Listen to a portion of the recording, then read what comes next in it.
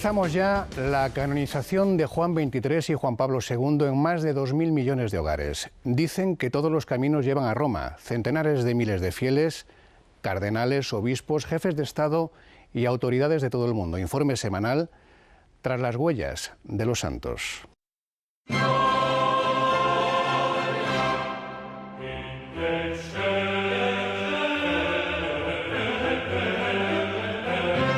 Los santos a menudo son figuras que observan desde lo alto, pero estuvieron primero a pie de calle, entre la gente. Existen en todas las creencias, en todos los cultos. Dicen que la influencia de un santo supera su religión por sus valores morales, por su condición de modelo ético, porque su ejemplo es universal. Entre las sombras de la tarde, las sillas para invitados en la plaza de San Pedro son como expectantes testigos mudos de una ceremonia de canonización de la que no hay precedentes. Los dos papas más decisivos de los tiempos modernos, elegidos para ser elevados a los altares y promovidos por dos de sus sucesores. Un evento singular que culmina la trayectoria humana y personal de dos pontífices cuyo rastro aún se puede seguir en los majestuosos y bellos escenarios romanos.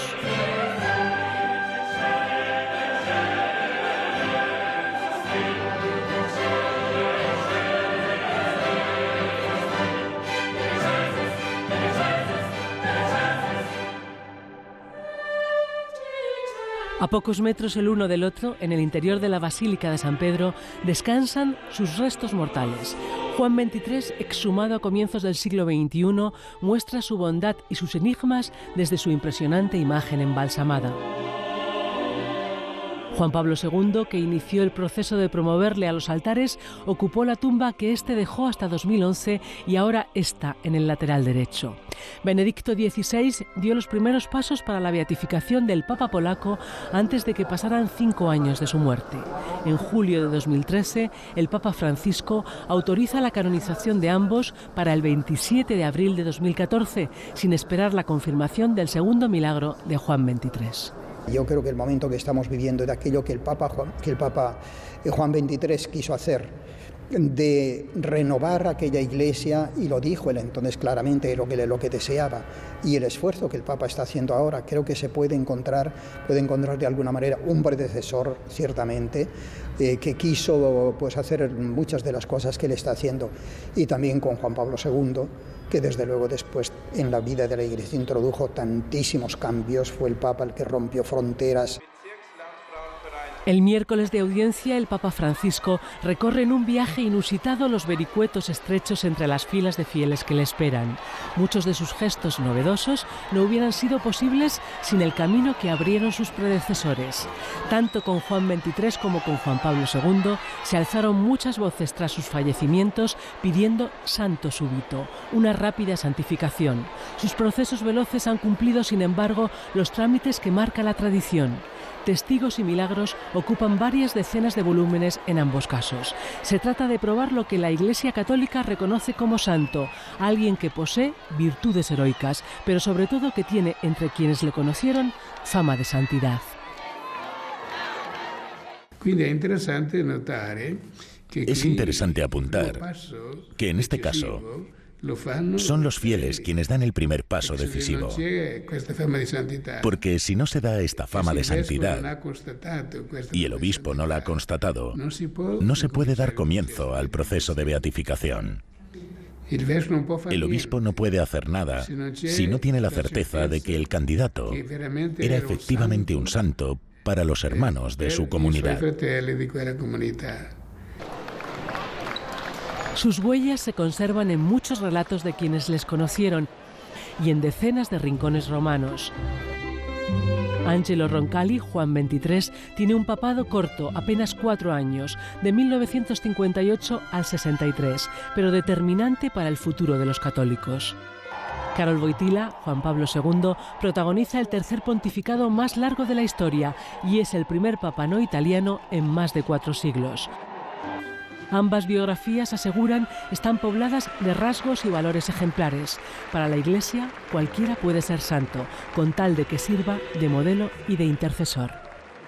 Todos tenemos debilidades y es muy bueno dar un rostro humano a los santos porque si no se hacen antipáticos.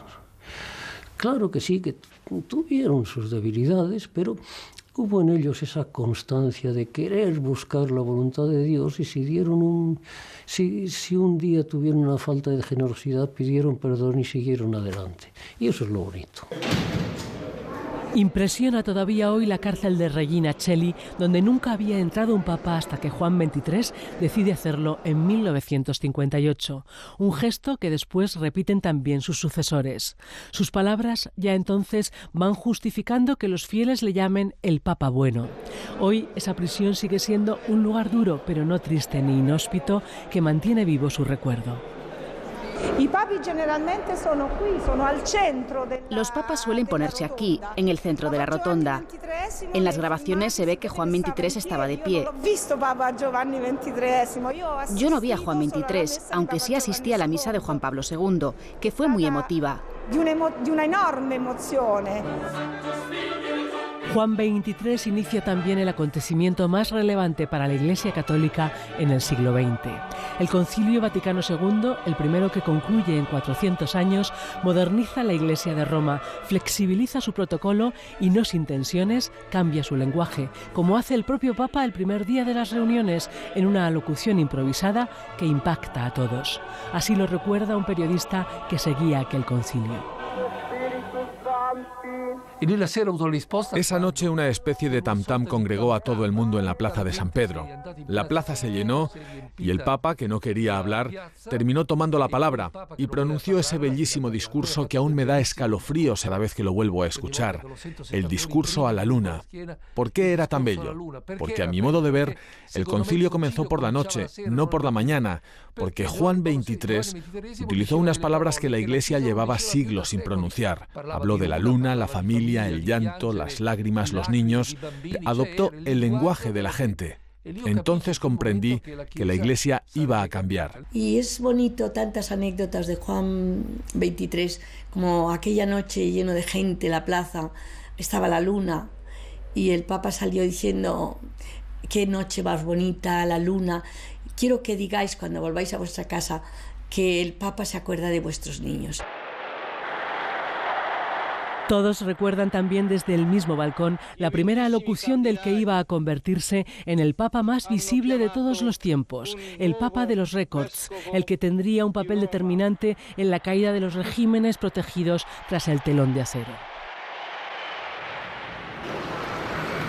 Desde esta basílica, la primera que visitó el Papa Francisco al día siguiente de su elección, todos son recuerdos para el cardenal español que trabaja estrechamente con los papas en asuntos clave y que enseñó castellano en 100 días a Juan Pablo II. Cuando, dirigiéndose lógicamente a los países de los que él provenía, bajo el comunismo todavía, pronunció aquellas frases tan medidas, pero por otra parte que luego han sido tan recordadas en todo el mundo.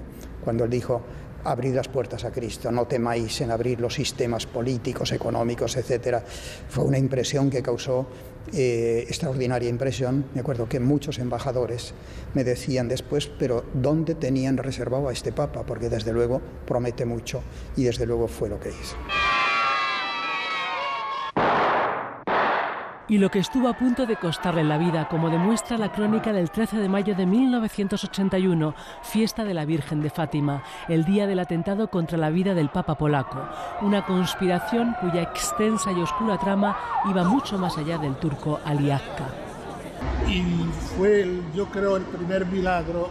Eso decía después el Ashá. Decía: ¿quién es esta Fátima? ¿Quién es esta Fátima? En el corazón del Trastevere romano, en la isla Tiberina, donde hay un hospital desde hace siglos, este fraile español que lleva más de 50 años en Roma tiene los recuerdos más cercanos y humanos del Papa polaco. Atendió a Juan Pablo II después del atentado, cuando salió del Policlínico Gemelli.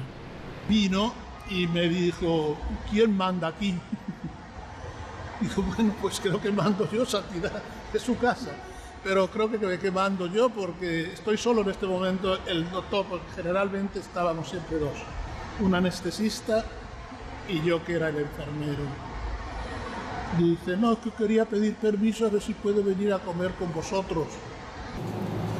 Esta pequeña parroquia de San Saba, en una de las colinas de Roma, data del año 1000. Sus antiguas columnas, por su belleza, fueron trasladadas a otros templos.